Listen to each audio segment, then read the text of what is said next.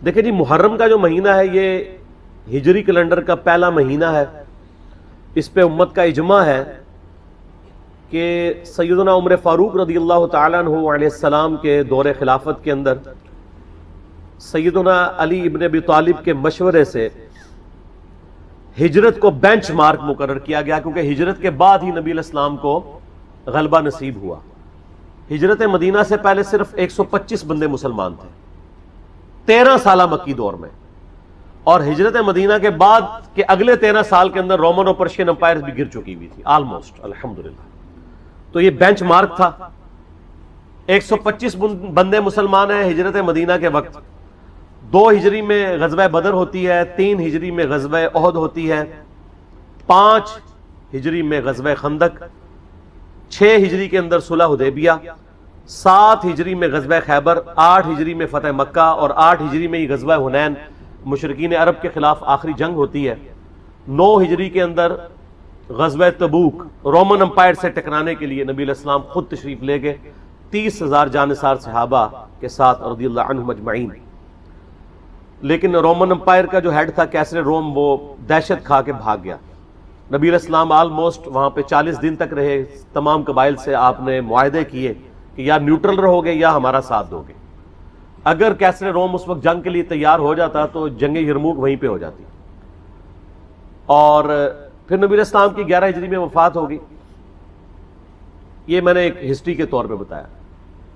سیدنا علی کا مشورہ تھا کہ ہجرت کو ہم بینچ مارک مقرر کر کے پیرلل میں جو ہمارا لیونر کیلنڈر ہے چاند کے اعتبار سے، وہ ہجری کیلنڈر سٹارٹ کیا جائے۔ ویسے لیونر کیلنڈر تو اسلام سے پہلے کا ہے، سولر بھی اور لیونر بھی، لیکن پھر یہ اسلام کے ساتھ ہی منسوب ہو گیا۔ عیسوی بھی مسلمانوں کے ہی ہیں اور ہجری بھی مسلمانوں کے ہی ہیں۔ سیدنا عثمان رضی اللہ تعالیٰ عنہ کا مشورہ تھا کہ محرم کو بینچ مارک کیا جائے پہلے مہینے کے اعتبار سے۔ نبی علیہ السلام کے مبارک دور میں، سیدنا ابوبکر کے دور میں یہ ڈیسائیڈ نہیں تھا کہ کس مہینے سے اسلامی کیلنڈر سٹارٹ ہو، تو سیدنا عثمان کا مشورہ تھا کہ محرم سے سٹارٹ ہو۔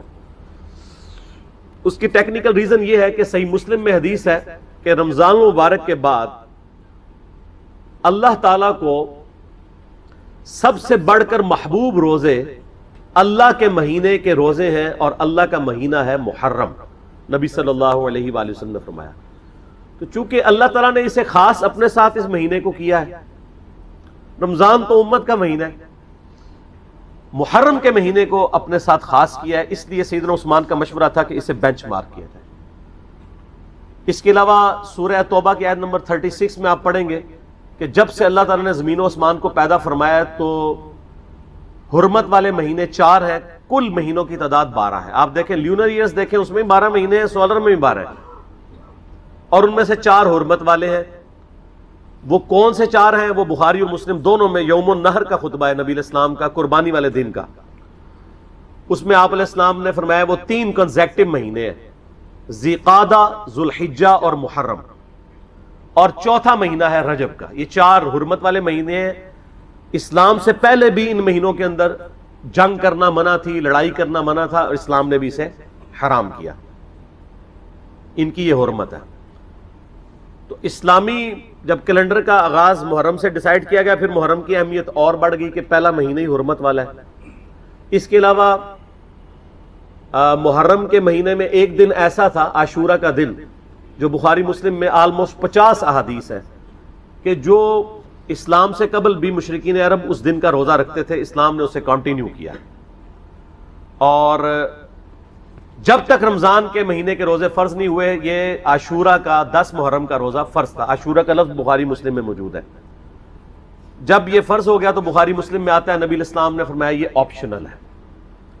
اس کے علاوہ ایک اور حدیث بھی ہے بخاری اور مسلم میں، جب نبی علیہ السلام ہجرت کر کے مدینہ شریف آئے اور آپ کو یہ پتہ چلا کہ یہودی جو ہیں وہ 10 محرم کا روزہ رکھتے ہیں، تو آپ علیہ السلام نے ان سے پوچھا کیوں رکھتے ہو؟ تو انہوں نے کہا کہ ہم اسے عید کے طور پہ مناتے ہیں۔ ایک طریق میں آتا ہے عید کے الفاظ، ایک میں آتا ہے ہم خوشی کا دن مناتے ہیں، ایک میں الفاظ ہیں ایام اللہ میں سے ہے۔ یہ تینوں الفاظ بخاری مسلم میں ملتے ہیں۔ تو آپ صلی اللہ علیہ وآلہ وسلم نے فرمایا ہم زیادہ حق رکھتے ہیں کہ حضرت موسیٰ علیہ السلام کا یہ دن ہم منائیں، تو آپ نے فرمایا تم بھی روزہ رکھا کرو۔ مسلمانوں نے پھر سے اس روزے کو شروع کیا. پھر بخاری مسلم کی ایک حدیث میں آتا ہے کہ ایک صحابی نے عرض کیا کہ اللہ کے محبوب صلی اللہ علیہ وآلہ وسلم آپ تو ہمیں مخالفت کا حکم دیتے ہیں یہود و نصارہ کی, تو یہ انہی کی پیروی ہو جائے گی. تو آپ نے فرمایا کہ اگلے سال میں زندہ رہا تو 9 محرم کا روزہ رکھوں گا.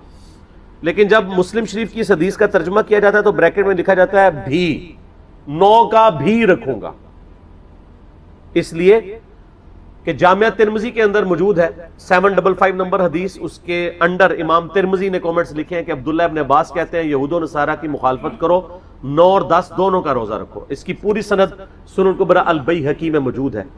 اس کے علاوہ جو اہل تشیع کا اس روزے پر اعتراض ہے, یہودیوں کا بھی ایک اعتراض ہے کہ جی ہم تو کوئی نہیں رکھتے, تو میں نے بتایا کہ اب وہ مہینے چینج ہو چکے ہیں, آج بھی وہ اس دن کو مناتے ہیں, لیکن ان کے اس مہینے کا نام تشریع ہے. تشریع بھی بولا جاتا ہے, تشریع بھی, اور یوم کپور اسے کہا جاتا ہے. وہ میں نے 1.25 گھنٹے کا لیکچر آلموسٹ ریکارڈ کروایا, آج کل ہم نے فیس بک پہ اپلوڈ کیا ہے. اب 1.25 گھنٹے تو میں نہیں بول سکتا, تو جسے وہ اختلافی موضوع چاہیے تو وہ اس کو دیکھ لیں. باقی پھر اسلام میں تو محرم کی اہمیت اس وقت زیادہ بڑھ گئی کہ جب اس امت نے نبی صلی اللہ علیہ وآلہ وسلم کو قبر میں گئے ہوئے صرف 50 سال گزرے تھے کہ آپ کی پوری اولاد کو سوائے چند ایک کے میدان کربلا میں مظلومانہ شہید کر دیا. سیدنا حسین ابن علی رضی اللہ تعالیٰ عنہ کی شہادت نے اس مہینے کو اور عاشورہ کے دن کو ہمیشہ کے لیے امر کر دیا. ویسے اگر آپ بخاری مسلم میں تو آتا نا اس دن فرعون ڈبویا گیا تھا, ایام اللہ میں سے ہے. اس کے علاوہ اگر آپ تاریخ کی کتابیں پڑھیں گے تو آپ کو پتا چلے گا کہ اللہ تعالیٰ کے فیصلے کے بڑے بڑے دن جو ہیں وہ 10 محرم کو ہی آئے ہیں. 10 محرم کے دن ہی یونس علیہ السلام کو مچھلی کے پیٹ سے نجات ملی تھی. اب اس پہ حدیثیں سپورٹیو نہیں لیکن تاریخ میں یہ روایتیں ملتی ہیں. 10 محرم کے دن ہی اللہ تعالیٰ نے سیدنا آدم علیہ السلام اور سیدہ حوا کی ملاقات کروا دی تھی. اس کے علاوہ کئی اور واقعات آپ کو ملتے ہیں, اس ڈیٹیل میں جانے کے لیے ضرورت نہیں ہے.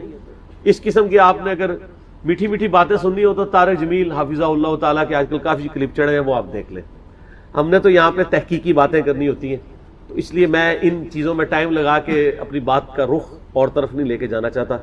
تو یہ جناب محرم کی اہمیت ہے, اور کربلا کے اعتبار سے تو ظاہر ہے کہ پھر اہمیت بڑھ گئی کہ مسلمان دیکھیں اس پہ تو اجماع کر چکے ہیں کہ پوری دنیا کے مسلمان محرم کے مہینے میں جو ہے وہ کربلا کو یاد کرتے ہیں.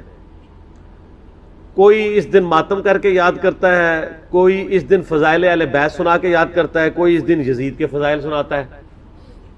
تو اپنا اپنا کام سارے ڈیوٹی پوری کر رہے ہیں. ٹھیک ہے, تو نصیب والوں کا حصہ ہے. اللہ تعالیٰ ہمارا خاتمہ اہل بیت کے ساتھ فرمائے, قیامت والے دن ہمیں معشور فرمائے ان کے ساتھ, آمین, اور ان کی محبت پہ ہمارا خاتمہ فرمائے, آمین. برا بن عازب رضی اللہ تعالیٰ عنہ بیان کرتے ہیں کہ ہم رسول اللہ صلی اللہ علیہ وسلم کی مائیت میں ایک انصاری شخص کے جنازے میں شریک ہوئے. ہم قبر تک پہنچ گئے, ابھی اس کی لحد تیار نہیں ہوئی تھی کہ رسول اللہ صلی اللہ علیہ وسلم ہمارے پاس بیٹھ گئے. ہم بھی آپ صلی اللہ علیہ وسلم کے گرد بیٹھ گئے, اس حال میں گویا ہمارے سروں پر پرندے ہیں, یعنی فل اٹینٹو ہو کر آپ صلی اللہ علیہ وسلم کے ساتھ ہم بیٹھ گئے. آپ کے مبارک ہاتھوں میں ایک لکڑی تھی جس سے آپ زمین کو رید رہے. آپ صلی اللہ علیہ وسلم نے سر مبارک اوپر اٹھایا اور فرمایا عذاب قبر سے اللہ کی پناہ طلب کیا کرو. آپ نے 3 بار یہ بات ارشاد کی. پھر آپ صلی اللہ علیہ وسلم نے ارشاد فرمایا بندہ مومن جب دنیا سے رابطہ توڑ کر آخرت کی طرف متوجہ ہوتا ہے, یعنی جب اس کی موت کا وقت آتا ہے, تو سورج کی طرح چمکتے دمکتے سفید چہروں والے فرشتے جنتی خوشبودار جنتی کفن لے کر اس کے پاس آتے ہیں, حتیٰ کہ وہ حد نظر تک اس کے سامنے بیٹھ جاتے ہیں. پھر ملک الموت تشریف لاتے ہیں حتیٰ کہ وہ اس کے سر کے پاس بیٹھ جاتے ہیں.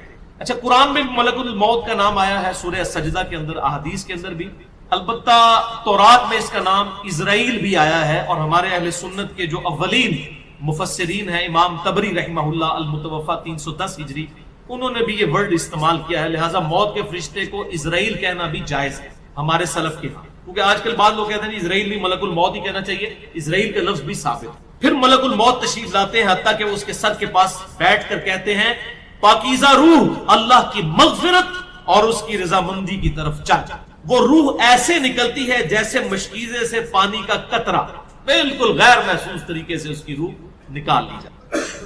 اور جب ملک الموت اس کی روح نکالتے ہیں تو باقی فرشتے اسے آنکھ جھپکنے کے برابر بھی ملک الموت کے پاس نہیں رہنے دیتے، بلکہ اسے فوراً اس کے کفن اور اس خوشبو میں لپیٹ دیتے ہیں جو جنت سے لائی ہوتی ہے۔ پھر اس کی روح کو لے کر بلند ہوتے ہیں اور فرشتوں کی جس جماعت کے پاس سے وہ گزرتے ہیں تو فرشتے پوچھتے ہیں کہ یہ کیسی خوشبو ہے، تو وہ اس کے دنیا کے ناموں میں سے بہترین نام لے کر بتاتے ہیں کہ یہ فلاں بن فلاں کی روح ہے، حتیٰ کہ وہ اسے آسمان دنیا تک لے پہنچتے ہیں اور اس کے لیے دروازے کھولنے کی اجازت طلب کرتے ہیں، تو جنت کے جو آسمانوں کے دروازے ہیں اس کے لیے کھول دیے جاتے ہیں۔ پھر ہر آسمان کے مقرر فرشتے اگلے آسمان تک اسے پروٹوکول دیتے ہوئے اس روح کے ساتھ جاتے ہیں، حتیٰ کہ اسے 7ویں آسمان تک پہنچا دیا جاتا ہے۔ تو اللہ تعالیٰ فرماتا ہے میرے بندے کا نامہ اعمال علیین میں لکھ دو، جو سورۃ المطففین میں آیا ہے۔ علیین اور سجین یہ دو مقامات ہیں۔ ایمان والوں کی روحیں جو ہیں علیین میں ان کا نامہ اعمال لکھا جاتا ہے، اور جو منافقین ہیں مجرم ہیں سجین میں لکھا جاتا ہے۔ سورۃ المطففین سورت نمبر 83 ہے، پارہ نمبر 30 کے اندر۔ اور اسے واپس دنیا کی طرف لے جاؤ، کیونکہ میں نے انہیں اسی دنیا سے پیدا کیا اور اسی میں انہیں لوٹاؤں گا اور پھر دوبارہ اسی سے نکالوں گا۔ پھر اس کی روح اس کے جسم کی طرف لوٹا دی جاتی ہے، لیکن یہ لوٹنا دنیا کا سا لوٹنا نہیں ہوگا، یعنی وہ لوٹنے کے بعد یہ نہیں ہے کہ مردہ قبر میں کوئی بیٹھ جائے گا ہمیں نظر آئے گا۔ یہ سب کچھ برزخی معاملات ہوں گے جو میں نے پچھلی دفعہ ڈسکس کیے تھے سورہ فاطر کی آیت نمبر 42 کے تحت، کہ نیند کی حالت میں بھی انسان کی روح قبض ہوتی ہے، لیکن اس کو چٹکی کاٹے تو وہ جاگ اٹھتا ہے، روح کا تعلق بھی رہتا ہے اس حالت میں بالکل اس طریقے سے۔ یہ ایک ڈیفرنٹ لائف ہے برزخی۔ پھر 2 فرشتے اس کے پاس آتے ہیں، یعنی اس کی قبر میں، اسے بٹھا کر پوچھتے ہیں۔ اب یہ وہ 4 سوال یہاں پر آ رہے ہیں اس ڈیٹیل حدیث میں۔ پہلا سوال کرتے ہیں تیرا رب کون ہے؟ من رب؟ وہ کہتا ہے ربی اللہ، میرا رب اللہ ہے۔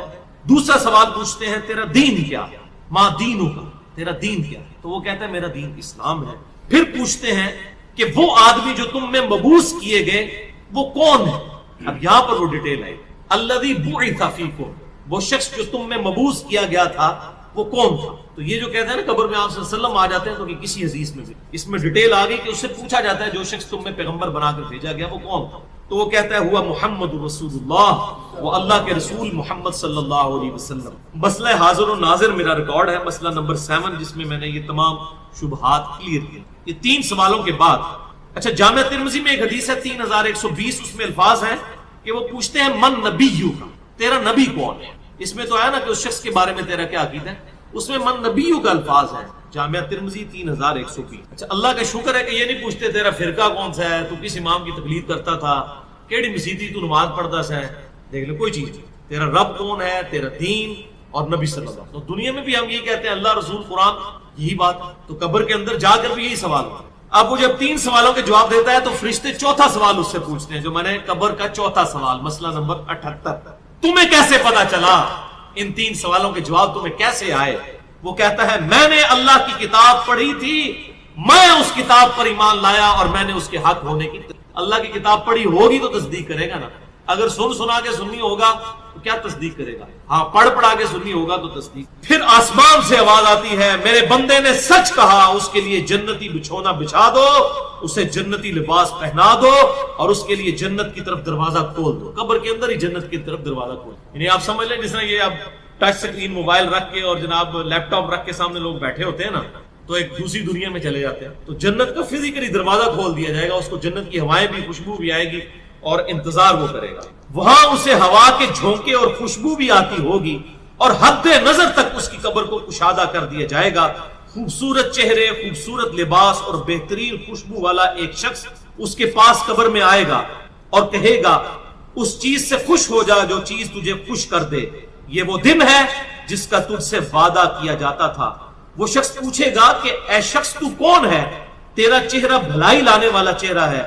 وہ جواب دے گا میں تیرا عمل صالح ہوں، یعنی نیک اعمال ایک خوبصورت انسان کی شکل میں اس کی قبر میں آ جائے۔ تو پھر وہ شخص کہے گا اے اللہ، اے میرے رب، جلدی کر، فوراً قیامت قائم فرما دے حتیٰ کہ میں اپنے اہل و عیال کی طرف چلا جاؤں۔ یعنی مومن کہے گا اللہ جلدی جلدی قیامت آئے، مجھے تو اینڈ رزلٹ نظر آ رہا ہے، مجھ سے انتظار نہیں ہوتا، فوراً قیامت آ جائے۔ ابھی سائملٹینیس کنٹراسٹ آنے والا ہے۔ جب کافر اور مجرم شخص دنیا سے جاتا ہے تو آپ صلی اللہ علیہ وسلم نے فرمایا سیاہ چہروں والے فرشتے بالوں سے بنا ہوا ایک کمبل لے کر آسمان سے نازل ہوتے ہیں اور حد نظر فاصلے تک اس کے سامنے بیٹھ جاتے ہیں. پھر ملک الموت، موت کا فرشتہ آتا ہے، حتیٰ کہ اس کے سر کے پاس بیٹھ جاتا ہے اور کہتا ہے خبیث روح اللہ کی ناراضگی کی طرف چل.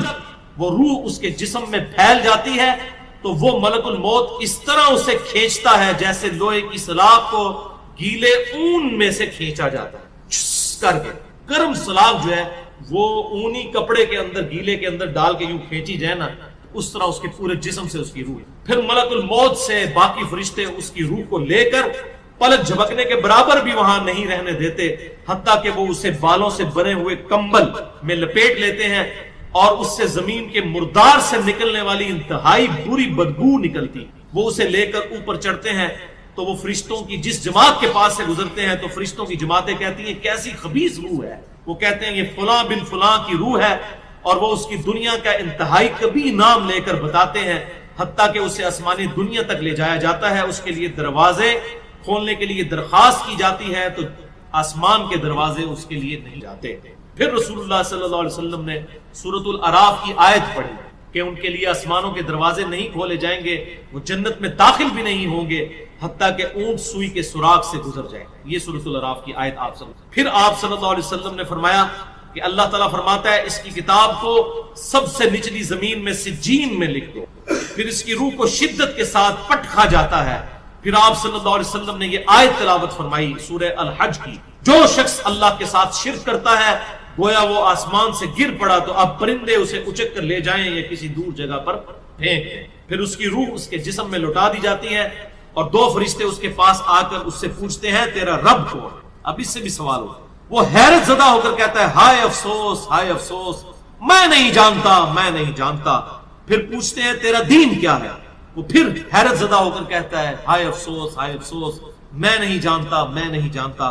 پھر اس سے پوچھتے ہیں کہ جو شخص تم میں مبعوث کیے گئے وہ کون تھے. تو وہ کہتا ہے ہائے افسوس، میں نہیں جانتا، میں نہیں جانتا. پھر آسمان سے آواز آتی ہے اس نے جھوٹ بولا، اس کے لیے جہنم کا بچھونا بچھا دو. اور بخاری میں الفاظ ہیں 1374. اس کے جواب میں فرشتے پھر اس سے چوتھا سوال کیا کرتے ہیں لا دریتا ولا تلیتا. اور تو نے خود پڑھ کر سمجھنے کی کوشش کیوں نہیں کی؟ یا جو لوگ سمجھے ہوئے لوگ تھے، کتاب و سنت کے منہج پر چلنے والے لوگ تھے، ان کے ساتھ تو کیوں نہیں چلا؟ اللہ تعالیٰ فرماتا ہے اس کے لیے جہنمی بچھونا بچھا دو، جہنم کی طرف ایک دروازہ کھول دو، وہاں سے گرمی اور گرم ہوا اس کی قبر میں آتی رہے گی. اس کی قبر کو اس قدر تنگ کر دیا جائے گا کہ اس کی پسلیاں ایک دوسرے کے اندر داخل ہو جائیں گی، اور ایک قبیح چہرے والا شخص قبیح لباس میں انتہائی بدبودار حالت میں اس کے پاس آئے گا اور اسے کہے گا تمہیں ایسی چیزوں کی بشارت ہو جو تمہیں غمزدہ کر دیں، یہ تیرا وہ دن ہے جس کا تجھ سے وعدہ تھا. وہ پوچھے گا تو کون ہے، تیرے چہرے سے تو خیر کی توقع نظر نہیں آتی. وہ جواب دے گا میں تیرا خبیث عمل ہوں جو تو دنیا میں. بات عمل کے ساتھ ہی ہے، صرف کلمہ پڑھنا کافی نہیں ہے، عمل. پھر وہ کہتا ہے میرے رب قیامت قائم نہ کرنا، اے میرے رب قیامت قائم نہ کرنا. مومن کیا کہتا ہے قیامت قائم کر رہے اللہ. اب یہ وہ حدیث ہے وہ جس اس آیت کو حل کرتی ہے جو پچھلی دفعہ ایک بھائی نے سوال بھی کیا تھا. سورہ یاسین کی آیت نمبر ہے 52. قالوا یا ویلنا من بعثنا من مرقدنا. یعنی جب قبروں سے نکالا جائے گا مجرموں کو، وہ کہیں گے ہائے افسوس، ہمیں کس نے ہماری قبروں سے باہر نکالا. تو اللہ تعالیٰ کیا فرمائے گا ھذا ما وعد الرحمن وصدق المرسلون. یہی ہے وہ جس کا وعدہ رحمان نے کیا تھا اور رسولوں نے سچا کہا تھا. تو کہتے ہیں جی منکرین عذاب قبر کہتے ہیں جی وہ انسان کو کہتے ہیں ہماری قبروں سے کس نے اٹھا لیا تو اس پہ عذاب تو نہیں ہوتا. عذاب تو ہو رہا ہے. آپ دیکھیں اس کو حدیث میں کیا کہہ رہا ہے اللہ قیامت قائم نہ کرنا، یعنی یہ عذاب تو آیا، قیامت آئی تو پھر بڑا عذاب بھی مجھ پر آئے گا. تو اسی لیے وہ اس حیرت زدہ ہوگا قیامت والے دن کہ اب میرے اوپر اگلی مصیبت آ گئی، عذاب کی چوتھی اور فائنل قسط بھی میرے پر آنے والی. تعالی اللہم اجرنا من النار. 11ویں حدیث سنن نسائی میں 1834، مشکات میں 1629. ابو ہریرہ رضی اللہ تعالیٰ عنہ کہتے ہیں آپ صلی اللہ علیہ وسلم نے فرمایا جب مؤمن شخص کی موت کا وقت آتا ہے تو رحمت کے فرشتے سفید ریشم لے کر آتے ہیں اور کہتے ہیں راضی ہونے والی پسندیدہ روح نکل، اللہ کی راحت اور رزق کی طرف چل، رب تجھ پر ناراض نہیں. تو وہ بہترین کستوری کی خوشبو کی طرح نکلتی ہے حتیٰ کہ وہ ایک دوسرے سے اسے لے کر اس طرح کرتے کرتے آسمان کے دروازوں تک پہنچ جاتے ہیں. تو وہ کہتے ہیں زمین سے ایک ایسی پاکیزہ خوشبو تمہارے پاس آئی ہے. وہ اسے مومنوں کی روح کے پاس لے جاتے ہیں، یعنی نیک آدمی کی روح کو، جو پہلے مومن مر چکے ہیں ان کی روحوں کے پاس. تو انہیں اس کے آنے پر اس سے بھی زیادہ خوشی ہوتی ہے. یعنی مومن انتظار کر رہے ہوتے ہیں اور ویلکم کرتے ہیں، جیسا کہ تم میں سے کسی کو اپنے بچھڑے ہوئے شخص کے ملنے پر خوشی ہوتی ہے. تو وہ آلریڈی جو مردہ روحیں وہاں پر پہنچی ہوتی ہیں، جو مر چکے شخص جو ہوتے ہیں ان کی روحیں، وہ نئی آنے والی روح سے پوچھتے ہیں فلاں کا کیا حال ہے، فلاں کا کیا حال ہے. پھر وہ کہتے ہیں اسے چھوڑ دو کیونکہ یہ ابھی ابھی دنیا کے غم میں مبتلا ہو کر یہاں پر آیا ہے. تو مرنے والا شخص کہتا ہے کہ تم جس شخص کے بارے میں مجھ سے پوچھ رہے ہو وہ تو فوت ہو چکا ہے، کیا تمہارے پاس نہیں آیا؟ وہ کہتے ہیں اسے تو اس کے ٹھکانے ہاویہ یعنی جہنم میں پہنچا دیا گیا ہے. اور جب کافر شخص کی موت کا وقت آتا ہے تو عذاب کے فرشتے بالوں کا لباس لے کر اس کے پاس آتے ہیں اور اسے کہتے ہیں ناراض ہونے والی ناپسندیدہ روح نکل، اللہ کے عذاب کی طرف چل.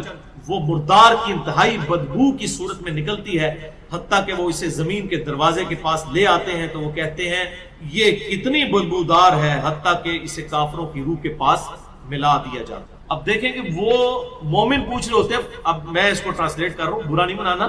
وہ مومن کہتے ہیں کہ فلاں شخص کا کیا حال ہے، فلاں بزرگ، فلاں مولوی صاحب، فلاں حضرت صاحب کدھر ہے؟ وہ کہتے ہیں وہ تو جناب کروں گا مار بیٹھے تو آڈے کو نہیں پہنچے. اور پھر فرشتے جناب ایتھے نہیں آئے جو دوزخ ہی تھے، دیکھ لیں. یعنی وہ اسی لیے پوچھ رہے ہوتے ہیں کہ تو چل ہم تک پہنچ گیا، فلاں بھی ایک دنیا میں بڑا کوئی مشہور نیک آدمی تھا، وہ کدھر گیا؟ تبھی تو وہ ایکسپیکٹ کر رہے ہوتے ہیں نا اس کو کہ اس کو بھی یہاں پہ آنا چاہیے. تو ان کو بتایا جاتا ہے کہ بھئی وہ یہاں پر نہیں، وہ کہیں اور. 12ویں حدیث جامعہ ترمذی میں 1071 نمبر اور مشکات میں 130 نمبر ہے. سیدنا ابو ہریرہ کہتے ہیں نبی صلی اللہ علیہ وسلم نے فرمایا جب میت کو دفن کیا جاتا ہے تو 2 سیاہ فام نیلی آنکھوں والے فرشتے اس کے پاس آتے ہیں، ان میں سے ایک کو منکر اور دوسرے کو نکیر کہا جاتا ہے. سیاہ فام نیلی آنکھوں والے خطرناک شکل کے فرشتے منکر اور نکیر. پس وہ کہتے ہیں تم اس شخص کے بارے میں کیا کہا کرتے تھے؟ یعنی نبی صلی اللہ علیہ وسلم کے بارے میں سوال ہوتا ہے تو وہ کہتا ہے وہ اللہ کے بندے اور اس کے رسول ہیں. میں گواہی دیتا ہوں کہ اللہ کے سوا کوئی معبود نہیں اور محمد صلی اللہ علیہ وسلم اس کے بندے اور رسول ہیں. وہ دونوں فرشتے کہتے ہیں ہمیں پتا تھا تم یہی جواب دو گے. پھر اس کی قبر کو لمبائی اور چوڑائی میں 70 ہاتھ کشادہ کر دیا جاتا ہے. یہ 70 کہتے ہیں کثرت، حد نظر تک کشادہ کر دیا جاتا ہے. پھر اس کے لیے اس میں روشنی کر دی جاتی ہے. پھر اسے کہا جاتا ہے سو جا. وہ کہتا ہے میں اپنے گھر والوں کے پاس واپس جانا چاہتا ہوں تاکہ انہیں بتاؤں کہ میں کامیاب ہو گیا ہوں. لیکن وہ کہتے ہیں کہ تو دلہن کی طرح سو جا جسے اس کے گھر کا عزیز ترین فرد ہی آ کر بیدار کرتا ہے، حتیٰ کہ اللہ تعالیٰ اسے اس کی خوابگاہ سے قیامت والے دن بیدار کرے. یعنی اسے لٹا دیا جائے گا، پھر اس پہ وہ کیفیت وہ جنت والی تاری رہے گی، پھر الٹیمیٹلی اللہ تعالیٰ اسے دوبارہ سے زندہ کرے گا. اور اگر وہ منافق ہوا تو وہ کہے گا میں نے لوگوں کو ایک بات کہتے ہوئے سنا تو میں بھی ویسے ہی کہا کرتا تھا. یعنی مجھے نہیں پتا، اللہ کی وہ گواہی نہیں دے سکے گا، رسول اللہ صلی اللہ علیہ وسلم کا اقرار نہیں کر سکتا، میں کچھ نہیں جانتا. وہ فرشتے کہیں گے ہمیں پتا تھا تم یہی کہو گے. پس زمین سے کہا جاتا ہے اس پر تنگ ہو جا. وہ اس پر تنگ ہو جاتی ہے حتیٰ کہ اس کی ہڈیاں اور پسلیاں ایک طرف کی دوسری طرف آ جاتی ہیں، یوں بولے اعوذ باللہ تعالی. اور اسے مسلسل عذاب ہوتا رہے گا حتیٰ کہ اللہ اسے خوابگاہ سے دوبارہ زندہ کرے گا. یعنی قیامت تک اس پر وہ اس حالت میں عذاب رہے گا. ہمیں نظر نہیں آئے گا. جیسے سویا ہوا شخص ایک ڈراؤنا خواب دیکھتا ہے وہ تکلیف محسوس کرتا ہے، پاس کھڑا شخص نہیں محسوس. اور سنن دارمی میں ایک حدیث ہے صحیح سند کے ساتھ، مشکات میں 134 نمبر ہے کہ آپ صلی اللہ علیہ وسلم نے فرمایا 99 اژدہے اس پر، 99 جو ہے خطرناک ڈینجرس قسم کے سانپ اس پر مسلط کر دیے جاتے ہیں جو قیامت تک اسے ڈستے رہتے. اور وہ اتنے خطرناک اژدہے ہیں، آپ صلی اللہ علیہ وسلم نے فرمایا کہ اگر ان میں سے کوئی ایک بھی دنیا پر اپنی پھنکار پھینک دے تو دنیا کی زمین کا بھی سبزہ نہ ہوگا. ایسا زہر ہے ان کے. اللہم اجرنا من النار، اللہم اجرنا من النار. یہ بھائیوں عذاب قبر کیمرے سے نہیں دیکھا جا سکتا، یہ اللہ تعالیٰ نے پردہ رکھا. 13ویں حدیث جامعہ ترمذی میں 2308، سنن ابن ماجہ میں 4267، مشکات میں 132. سیدنا عثمان غنی رضی اللہ تعالیٰ عنہ جب بھی کسی قبر کے پاس سے گزرتے تو اتنا روتے کہ ان کی داڑھی تر ہو جایا کرتی. ساتھیوں نے پوچھا حضرت جب دوزخ کا ذکر کرتے ہیں اس وقت تو آپ کی آنکھوں میں آنسو نہیں آتے، لیکن قبرستان آ کر آپ پر ایسی حالت کیوں طاری ہو جاتی ہے؟ تو سیدنا عثمان نے فرمایا کہ میں نے اپنے محبوب صلی اللہ علیہ وسلم سے سنا کہ بے شک قبر آخرت کی منزلوں میں سے پہلی منزل ہے، جو اس میں بچ گیا اگلی منزلیں اس کے لیے آسان ہوتی چلی جائیں گی، اور جسے یہاں پر مشکل درپیش ہوئی اس کی اگلی منزلیں اس سے بھی مشکل در مشکل ہوتی چلی جائیں گی. پھر آپ صلی اللہ علیہ وسلم نے فرمایا میں نے قبر سے زیادہ سخت اور برا منظر کبھی نہیں دیکھا۔ شریعت کا ایسے کیا لینا دینا میرے بھائی، یہ تو بابوں کی کہانی ہے۔ ہم اس پہ یہی کہیں گے، پہلے تو وہی عرض کریں گے کہ مرنے سے پہلے اے کر لے اس پہ غور، کتابوں کا خدا اور ہے بابوں۔ اور یہ تو ایک لائٹر موڈ میں میں نے بات کی۔ سورہ بنی اسرائیل کی آیت نمبر 36 جو 10 کمانڈمنٹس آئی ہیں ان میں سے 9th وَلَا تَقْفُ مَا لَيْسَ لَكَ بِهِ عِلْمٌ ان السمع والبصر والفؤاد اولئک، انسان کسی چیز کی پیروی اس وقت تک مت کر جب تک کہ تجھے اس کے بارے میں ڈیفینیٹ علم نہ آ سکے۔ بے شک کان، آنکھیں اور عقل، دل یا دماغ، کوئی بھی چیز اس کے بارے میں تجھ سے پوچھا جائے گا کہ ان 3 انسٹرومنٹس کو استعمال کر کے تم نے حق بات تک، تو مجھے بتائیے کیا ریویلڈ نالج میں جو کتاب و سنت کا علم ہے یا ایکوائرڈ نالج میں کہیں یہ بات ملتی ہے؟ یہ والی کہانی کے روحیں واپس آ جاتی ہیں۔ یہ تو ہندوؤں سے مستعار لیا گیا عقیدہ ہے۔ ان کے ہاں یہ آتما کا ایک کانسیپٹ ہے کہ جو بری آتما ہے وہ بھٹکتی رہتی ہے اور اچھی آتما جو ہے وہ پیس کے اندر چلی جاتی ہے۔ وہ تو جناب وہ تو یہ کہتے ہیں زلزلہ بھی آتا ہے، گائے نے ایک سینگ کے اوپر اٹھایا ہوا ہے کیا نام ہے زمین کو، اور جب تھک جاتی دوسرے پہ، تو یہ ساری توہمات ہیں۔ کالی بلی راستہ کاٹ دے نحوست ہے، توہمات ہیں۔ جوتی پہ جوتی چڑھ جائے سفر لکھا ہوا ہے، توہمات میں سے ہے۔ کوا گھر کی منڈیر پہ بولے تو کوئی مہمان آنے کا پیش خیم ہے، سب توہمات ہیں۔ رات کے وقت جھاڑو نہیں دے سکتے، ناخن نہیں کاٹ سکتے، اتنی تہمت پرستی جو ہے وہ چل رہی ہے ہمارے معاشرے کے اندر۔ چونکہ ہم لوگ ہندوؤں کے ساتھ رہے، لہذا یہ ساری باتیں وہیں سے آئی ہیں کہ روحیں واپس آ جاتی ہیں۔ کوئی روح نے ادھر آ کے کیا کرنا ہے، وہ تو سورۃ المطففین میں ہے کہ وہ الیین اور نیک روح الیین میں، بری جو ہے دین کے اندر ہے، ان کا اب اس دنیا کے ساتھ کیا لینا تھا۔ ہر بندے کی ایک یونیک روح ہے، انڈیپینڈنٹ روح ہے، اس کا دوسرے کی روح کے ساتھ کوئی تعلق نہیں، تو دوسرے کے جسم میں جانے کی بات ہی نہیں ہے، بھٹکنے کی بات ہی نہیں۔ بیسیکلی شیاطین ہیں جو اب کیونکہ شیطان جو جنات کے اندر شیطان موجود ہیں ان کو تو ہم لوگ دیکھ نہیں سکتے، تو وہ مختلف قسم کی شکلیں دھار کے پبلکلی آ جاتے ہیں سامنے، تو لوگ سمجھتے ہیں یہ اسی بندے کی روح آ گئی ہے واپس۔ اس طریقے سے نہیں، یہ بالکل جھوٹی باتیں، اسلام کا اس سے کوئی تعلق نہیں ہے۔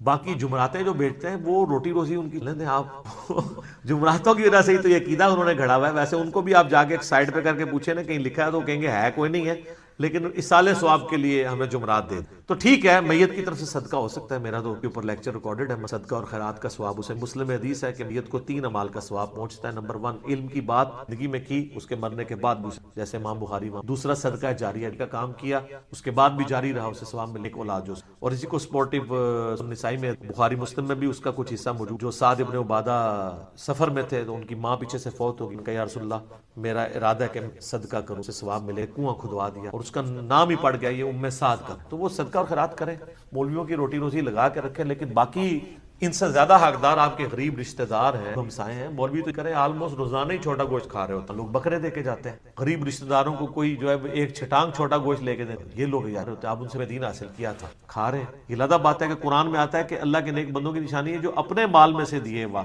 اللہ کی راہ میں خرچ کرتے ہیں، لوگوں کا دیا ہوا اپنے اوپر خرچ نہیں کرتے۔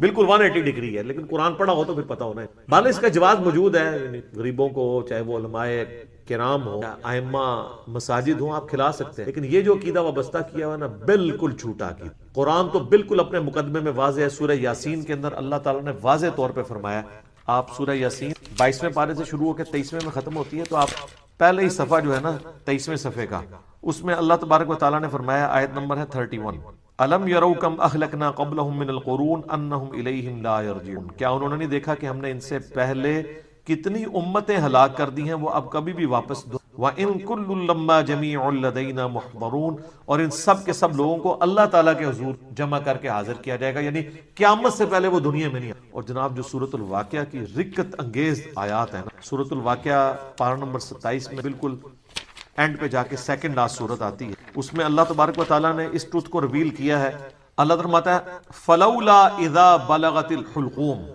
تو کیوں نہیں ہوتا کہ جب روح جو ہے وہ گلے میں جا کے اٹک جاتی ہے، یعنی کسی کی موت کا وقت آ جاتا ہے، نزع کا وقت، وَأَنْتُمْ حِينَئِذٍ تَنْظُرُونَ، اور تم اس وقت وہاں پہ موجود یہ سب کچھ دیکھ رہے ہوتے کہ ایک بندے کی روح نکل رہی ہے، تو روح واپس کیوں نہیں لا سکتے؟ وہ آگے ذکر آئے گا، وَنَحْنُ أَقْرَبُ إِلَيْهِ مِنْكُمْ وَلَكِنْ لَا تُبْصِرُونَ، اور ہم مرنے والے کے تم سے بھی زیادہ قریب ہوتے ہیں، لیکن تم اللہ اپنی شان کے نحن اقرب الیہ من حبل الورید، وہ ہماری رگے جان سے بھی، فلولا ان کنتم غیر مدین، تو تم کیوں نہیں جو ہے وہ بدلے دکھ کے دین کے معاملے میں کوئی اسکیپ روٹ کیوں نہیں اختیار کر لیں؟ کہاں بھاگ کے جا سکتے؟ ترجعونها ان کنتم صادقین، تو لوٹا لو نا اس کی روح اگر تم مرے ہوئے کو واپس۔ یہ اللہ تعالیٰ نے بیسیکلی اس کا کانٹیکسٹ یہ چل رہا ہے کہ اللہ تعالیٰ یہ بتا رہا ہے کہ اس کائنات کا کریٹر میں ہوں، زندگی موت کا مالک میں ہوں، اگر تم سمجھتے ہو یہ تمہارے اختیار میں ہے تو جو مر رہا ہوتا ہے اس وقت تم بھی کرسی کے ساتھ پاس ہی کھڑے ہوتے ہو، تو اس کی روح کیوں نہیں لوٹا لیتے؟ یہ بھی اس کے ثبوت میں ہے کہ جو بندہ مر گیا وہ اب دنیا نہیں ہے، یہ بالکل اجماعی عقیدہ ہے، اس کے خلاف کوئی عقیدہ رکھتا ہے تو وہ کفر ہے۔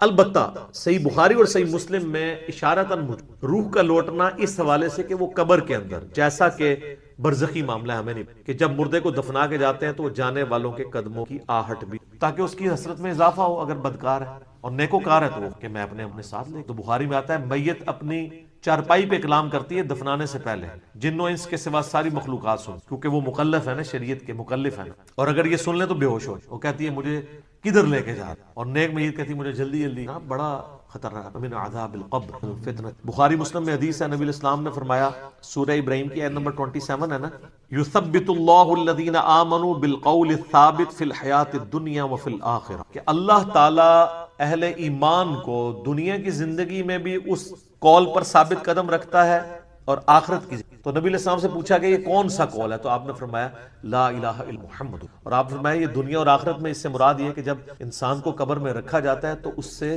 قبر میں سوال کیا من ربک کا، تو وہ کہتا ہے کہ میرا رب اللہ ہے، میرا نبی محمد ہے صلی اللہ علیہ وآلہ وسلم۔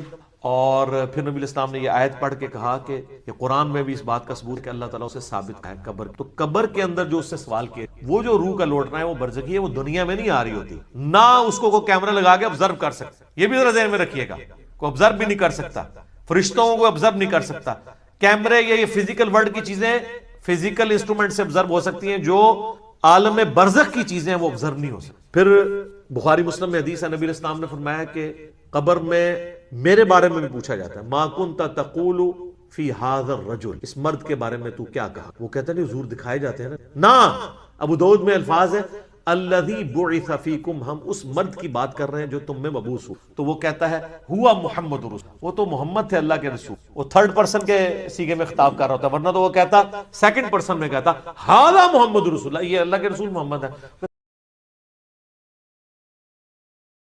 اب اگلی آیت جو ہے یہ آیت الکرسی کہلاتی ہے، کیونکہ اس میں اللہ تعالیٰ کی بادشاہت کی کرسی کا ذکر ہے۔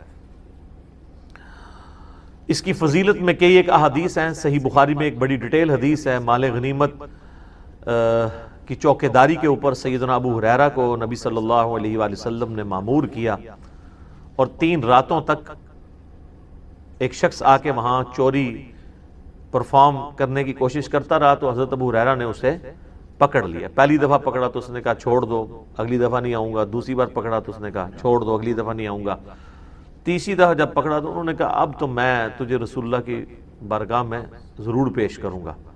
تو اس نے کہا کہ مجھے چھوڑ دو، میں تمہیں ایک ایسا وظیفہ بتاتا ہوں کہ اگر رات کو بستر پہ جاتے وقت تم وہ وظیفہ کر لو تو صبح تک اللہ تعالیٰ کی طرف سے تمہاری حفاظت کے اوپر فرشتہ مامور ہوگا، شیطان تمہارے قریب نہیں آئے گا۔ یہ حدیث صحیح بخاری میں 2311 ہے، انٹرنیشنل نمبر کے مطابق ہمارے صبح شام کے اذکار میں بھی ہم نے ڈالی ہوئی ہے۔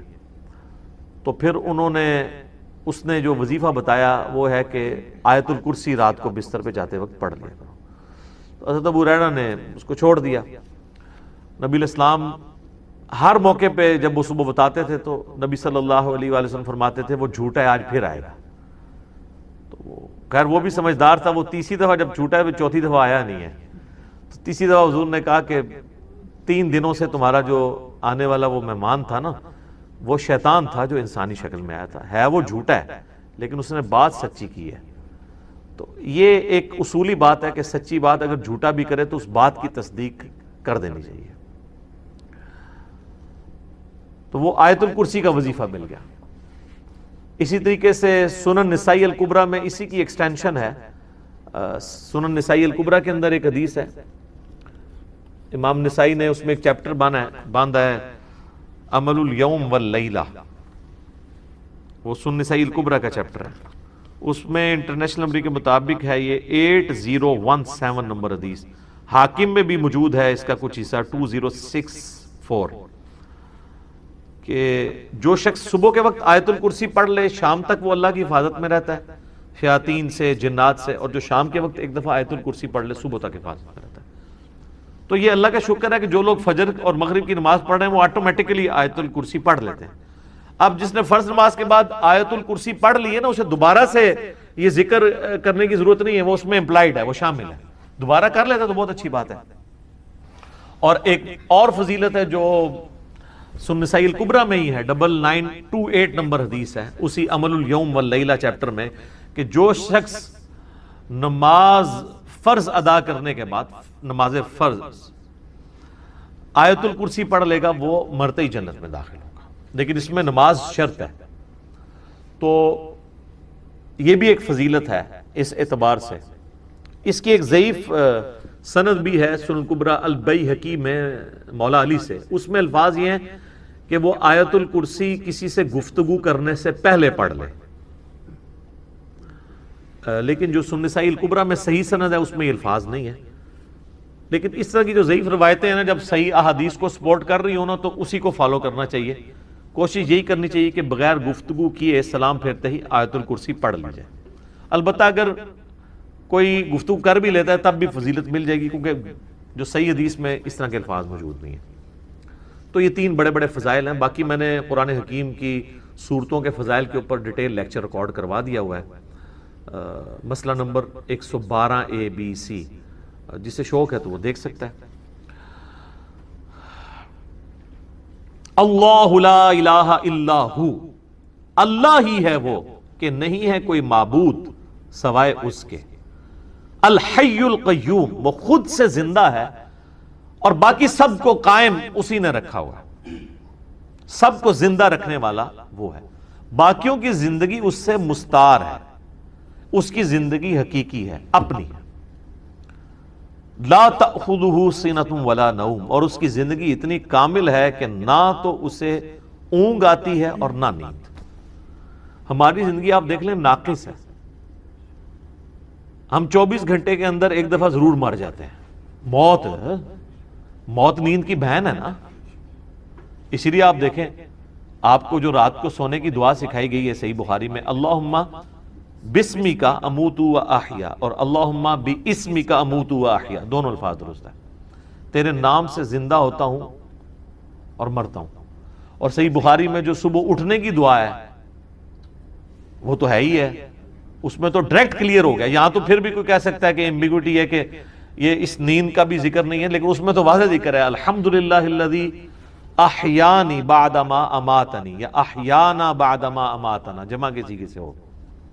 وَإِلَيْهِ النُّشُورُ، تمام تعریفیں اس ذات کے لیے جس نے ہمیں مرنے کے بعد دوبارہ زندہ کر لیا. پھر سورہ الزمر میں بھی آتا ہے کہ اللہ تعالیٰ ہی ہے جو رات کو جب تم سوتے ہو تو تمہارے نفس کو قبض کر لیتا ہے، پھر جس کو اپنے پاس رکھنا ہوتا ہے اسے روک لیتا ہے، جس کی باقی ہوتی ہے اس کو دوبارہ واپس بھیج دیتا ہے. تو نیند بھی موت کی ایک فارم ہے. ہماری جو زندگی ہے وہ بھی ناقص ہے، ہم ڈیپینڈنٹ ہیں اللہ کے اوپر اس اعتبار سے کہ جب چاہے وہ سانس روک لے، اور اس اعتبار سے بھی کہ 24 گھنٹے میں ہمیں ایک دفعہ سونا ہی پڑتا ہے. ادروائز آپ اگلے 24 گھنٹے، دنیا کا ذہین ترین آدمی، دنیا کا طاقتور ترین آدمی کتنے گھنٹے جاگ سکتا ہے؟ یہ بزرگ جو جاگتے رہے ہیں نا 1-1 سال یا 2-2 سال، کہانیاں نے، کوئی نہیں اٹھ جاگتے. جس کو ہے نا اس کو لے کے جاگ کے بتائے کوئی. اور کہتے ہیں جناب 3 سال تک کھایا پیا نہیں ہے. اس کے ساتھ اس کہانی کو کمپلیٹ کیا کریں، ساتھ یہ بھی کہا کریں کہ نہ کھادا پیتا نہ پیشاب کیتا، کیونکہ اگر کھایا پیا نہیں ہے تو پیشاب تو کھانے پینے کے ساتھ ہے نا. آپ کھانا پینا چھوڑ دیں پیشاب ختم ہو جائے گا. یہ ساتھ کیوں نہیں کہتے ہیں کہ 3 سال تک پیشاب بھی نہیں کیا، اور پھر اس طرح کا بندہ لے کے آنا ہے. اس کا جو ہم کریں گے نا وہ ہماری ویڈیوز میں ریکارڈ ہے، آج چھوڑ دیں. لہو ما فی السماوات و ما فی الارض. اچھا دوسرا ہے نیند نہیں آئے گی اور اس سے اونگ بھی نہیں آتی، یعنی اتنی کامل زندگی ہے کہ ایک لمحے کے لیے بھی جھٹکا نہیں آتا. لہو ما فی السماوات و ما فی الارض، اسی کے لیے ہے آسمانوں اور زمین کی بادشاہی. اچھا آسمان ہمیشہ جمع کے سیغے کے ساتھ آتے ہیں، زمین سنگولر کے سیغے کے ساتھ، سوائے ایک پارہ نمبر 28 کے اندر کہ اللہ نے 7 آسمان پیدا کیا اور اس کے مثل زمینیں بھی. چونکہ یہ اللہ تعالیٰ کی طرف سے ایک میریکل پلانٹ ہے روئے ارض. زندگی ابھی تک یہیں پہ دریافت ہوئی ہے جس زندگی کو ہم جانتے ہیں، اس لیے اللہ تعالیٰ اسپیشلی اس کا ذکر کرتا ہے. تو قرآن میں جب بھی آئے نا کہ آسمانوں اور زمین کی بادشاہت سے مراد پوری کائنات. من ذا الذی یشفع عندہ الا باذنہ، کس کی جرأت ہے کہ اللہ کے حضور کسی کی شفاعت اور سفارش کر سکے سوائے اس کے اذن کے. ظاہر ہے کسی کی جرأت نہیں ہے. دنیا میں سفارش یہ ہوتی ہے کہ کسی شریف آدمی کو پکڑ کے پولیس لے گئی ہے تو ایک وہاں کا بڑا آدمی جا کے سفارش کرتا ہے کہ جی آپ کو غلط فہمی ہوئی ہے، میں اسے شروع سے جانتا ہوں، بڑا شریف آدمی ہے. اب اللہ کو اس طرح کی سفارش تو کوئی نہیں کر سکتا کہ یا اللہ آپ کو غلط فہمی ہوئی ہے، بندہ غلط پکڑ لیا آپ نے. نہیں، ایسے تو ہو ہی نہیں سکتا. اسی لیے اللہ نے کہا کہ اس کی جرأت ہے کہ مجھے کہے، مجھے سفارش کرے کسی کی، کہے میرے کہنے سے نہیں. تو اب آپ دیکھ لیں بابوں کے بارے میں وہ دھونس کے عقیدے جو رکھے ہوئے ہیں. اسی تو آپ کو قرآن نہیں پڑھنے دیتے. جس نے یہ آیت پڑھنی ہے اس نے کہنا ہے کہ بابا کتوں آ گیا. اتنے کوئی کھنگڑ نہیں دینا اللہ نے سوائے جس کو اذن دیا ہے محمد رسول اللہ صلی اللہ علیہ وآلہ وسلم. اور وہ بھی ایک پوری دردناک حدیث ہے بخاری مسلم میں، حدیث شفاعت. وہ یوٹیوب پہ میرا کلپ دیکھ لیں، شفاعت رسول صلی اللہ علیہ وآلہ وسلم کا عقیدہ.